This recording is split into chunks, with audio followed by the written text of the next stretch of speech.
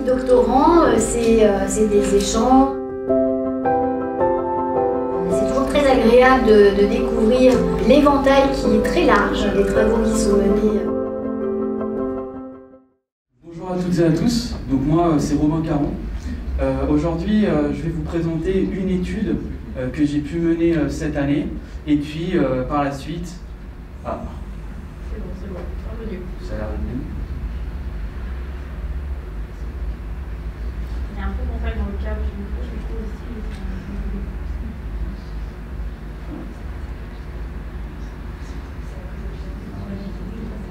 Sinon j'ai un câble, donc je peux aller le changer.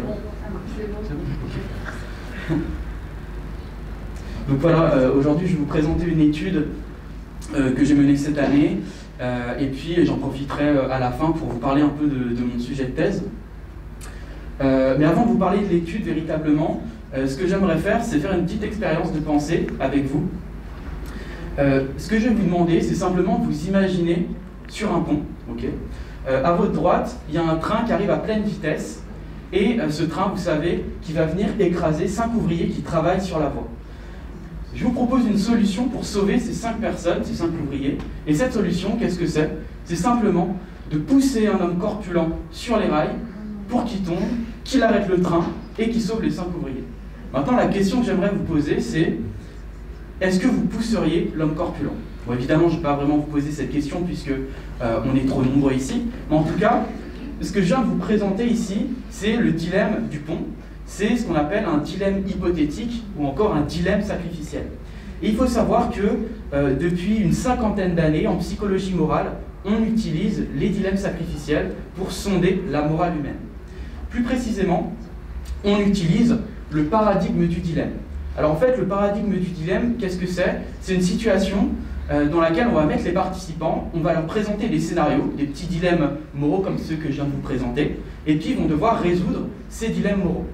Il y a 2 possibilités pour résoudre un dilemme moral, un dilemme sacrificiel, c'est soit de sacrifier un individu pour en sauver le plus grand nombre, un plus grand nombre. Donc ça, c'est la décision dite utilitariste. Pourquoi? Parce qu'ici, on va transgresser la règle morale qui dit ne pas tuer. Deuxième possibilité, c'est d'épargner l'individu, ici ne pas pousser l'homme corpulent par exemple, et laisser le plus grand nombre mourir. Ici, on parle de décision dite déontologique, puisqu'on respecte la grande règle morale qui dit ne pas tuer.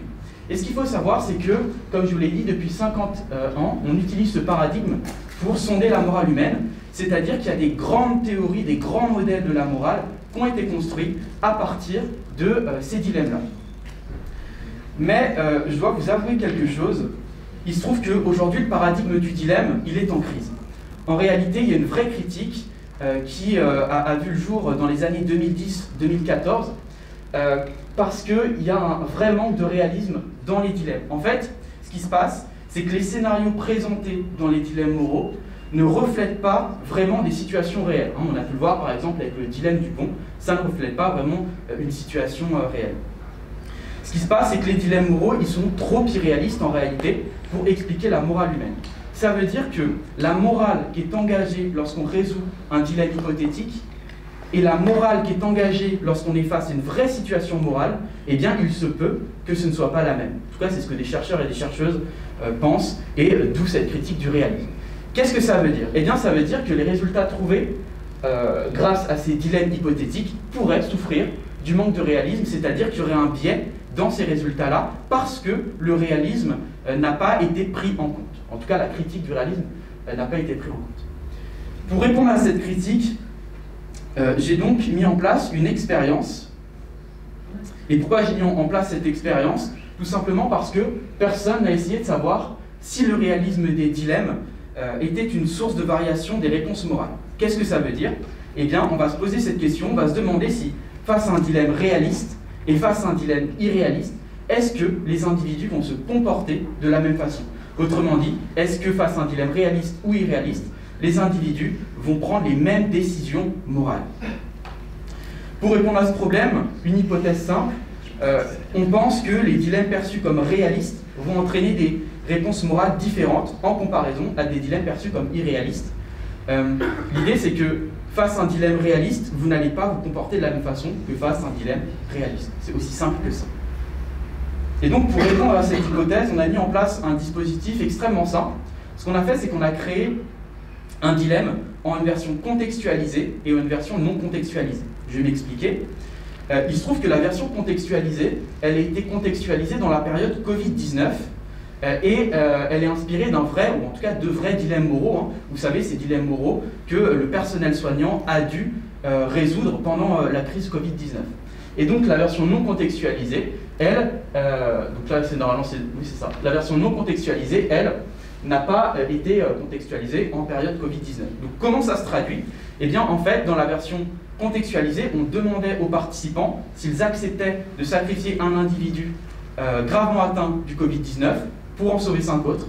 Et dans la version non contextualisée, on demandait aux participants s'ils acceptaient de sacrifier un individu gravement brûlé pour sauver 5 autres personnes empoisonnées. Vous avez compris l'idée, je pense, mais ce qui se passe, c'est que ce que l'on souhaite, c'est que la version contextualisée, elle soit perçue comme réaliste, puisqu'elle s'ancre dans notre réalité, alors que ce n'est pas vraiment le cas de la version non contextualisée. Et l'idée, c'est que la version contextualisée est réaliste et que la version non contextualisée soit perçue comme irréaliste, ou en tout cas moins réaliste que la version contextualisée. Donc vous voyez qu'avec ce matériel, on a la possibilité d'avoir un dilemme réaliste et un dilemme irréaliste. En tout cas, une version d'un dilemme. Donc comment ça s'est passé? On avait 140 participants, 70 participants par condition expérimentale. Ils voyaient une des deux versions des dilemmes et ensuite ils devaient formuler des décisions morales, donc simplement résoudre le dilemme et ensuite évaluer le réalisme du dilemme. Donc pour évaluer le réalisme du dilemme, hein, c'est très simple, on posait des questions du type: est-ce que vous pensez que ce dilemme-là pourrait se produire dans notre réalité? Mais de toute façon, je vais y revenir dans la diapo suivante. Donc au niveau des résultats, on a 2 grands résultats. Donc premier résultat sur le réalisme, on a mesuré 2 types de réalisme. Le réalisme de la situation, c'est le réalisme du scénario. Ici, on demandait: est-ce que vous pensez que le scénario peut se produire dans notre réalité? Donc on avait 3 questions de ce type-là. Et on mesurait également le réalisme de l'action. Et ici, on s'intéressait à la façon de résoudre le dilemme. Autrement dit, on demandait: est-ce que la façon de résoudre le dilemme a pu déjà exister dans notre réalité? Également 3 questions. Ce que l'on constate ici, c'est que la version contextualisée était perçue comme plus réaliste que la version non contextualisée. Donc déjà, on part avec notre matériel de base où on a une version réaliste et une version irréaliste. Maintenant, ce que l'on souhaite savoir, c'est si les décisions morales vont être différentes entre la version réaliste et la version irréaliste. Et donc le suspense est insoutenable, mais voici les résultats qu'on obtient. Pas de résultats, autrement dit, les résultats obtenus ne sont pas en faveur de l'hypothèse.